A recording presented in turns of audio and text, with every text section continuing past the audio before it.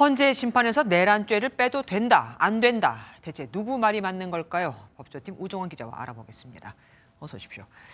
내란죄 철회 때문에 국회 측과 윤 대통령 측은 물론이고 정치권도 지금 난리가 났습니다. 이러다 탄핵 심판이 멈추는 건 아닙니까? 이 결론부터 말씀드리면 아니다일 가능성이 큽니다. 네. 앞서 리포트에서 보신 것처럼 헌재는 재판부가 판단할 사항이라고 했습니다. 재판부는 이미 지난 3일 2차 변론 준비 기일을 마친 뒤 주 2회 변론 기일을 지정했습니다. 계속 진행하겠다는 의지로 보입니다. 애초 탄핵 심판은 윤 대통령의 계엄 선포 때문에 시작이 된 거잖아요. 그런데 내란죄 부분을 뺀다고 하면 언뜻 보면 알맹이 없는 찐빵 같은 느낌도 들기는 하거든요. 뭐가 맞는 겁니까? 이 정리해 드리자면 내란죄는 뺐지만 내란은 뺀 게 아니라고 할 수 있겠습니다. 네. 이 탄핵 심판이 무엇이냐? 이 헌재법을 보면요. 헌법 위반과 법률 위반을 같이 심판하는 겁니다. 이 내란죄는 형법에 있는 조항이죠. 즉 내란죄 판단은 법률 위반을 판단한다는 겁니다. 그런데 국회 측 탄핵 소추안은 당초 계엄 선포의 헌법 위반과 법률 위반을 둘 다 같이 판단해달라고 했었습니다. 네. 하지만 변론 준비 과정에서 이 법률 위반, 형법 위반 판단은 너무 오래 걸리니까 계엄 선포의 헌법 위반 판단만 하자고 수정을 하자고 한 겁니다. 그러니까 위법한지는 일반 법원에서 판단하는 거고 위헌인지는 헌재에서 이제 판단하는 거다. 형법상 내란죄는 빠졌지만 계엄 선포가 내란이냐 아니냐 이거는 이제 판단을 내릴 거다 이건데 그러면은 논란이 될 이유가 없는 거 아닙니까? 결국 사실 국회 대리인단이 논란을 자초한 측면이 있습니다. 바로 이 장면 때문입니다. 재판부께서 저희에게 권유하신 바라고 생각하고 있습니다.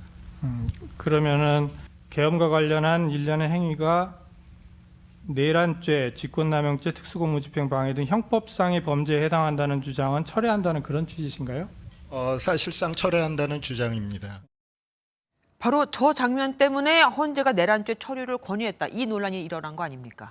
네, 그렇습니다. 오늘 국회 대리인단은 저 발언이 실언이었다고 인정했습니다. 이 내란죄 법률 위반은 빼고 헌법 위반만 판단하자는 주장을 하니 재판부가 이 정리를 해달라고 권유를 한 건데 마치 재판부가 내란죄 철회를 권유했다는 것처럼 잘못 말을 했다는 겁니다.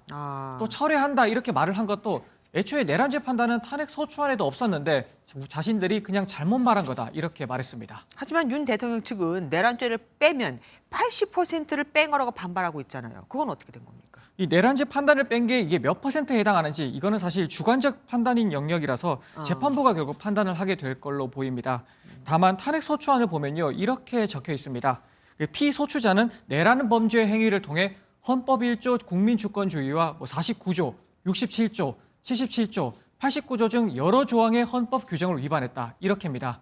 형법상 내란죄는 헌법 위반의 과정으로 적혀 있고 그 결과로서 헌법을 위반했는지 판단해달라는 내용이 주를 이루고 있는 모습입니다. 하지만 그럼에도 불구하고 앞서 저희가 이제 단독 보도해 드렸듯이 윤 대통령은 내란죄를 철회했으니까 나오지 않겠다 이렇게 주장하고 있는 거잖아요. 네, 그렇습니다. MBN 취재 결과 윤 대통령은 오는 14일 첫 변론 기일에 나오지 않을 전망입니다.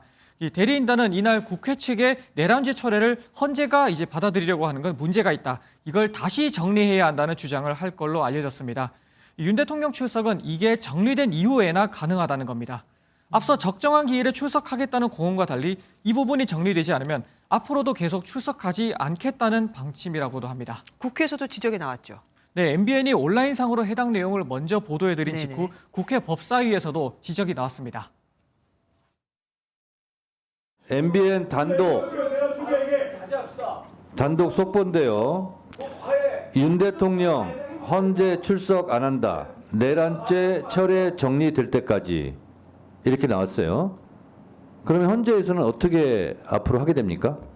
절차에 대해서 말씀을 드리면 첫 기일에 당사자가 출석하지 않으면 첫 기일은 진행하지 못하게 돼 있습니다.